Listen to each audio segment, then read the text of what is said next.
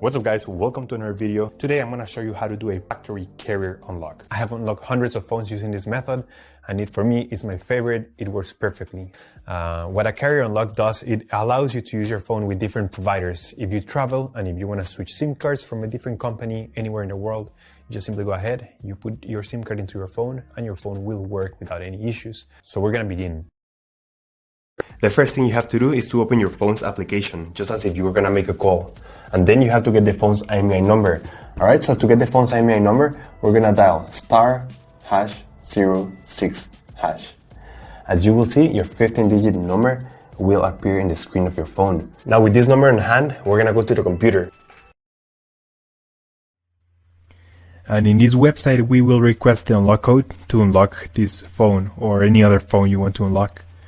So we're going to start by filling up the information here. As you can see here, there is a form. And now you just have to wait. You have to wait until they send you your unlock code. This may take 5 minutes and up to 3 or 10 business days. It depends on every brand. I'm going to show you my personal email account so that you can see how the email will look like. And as you can see here, I got this message and it confirms that the phone has been unlocked. Let me know if you have any questions on the comments section down below. And thank you for watching. We upload videos every week, so remember to subscribe.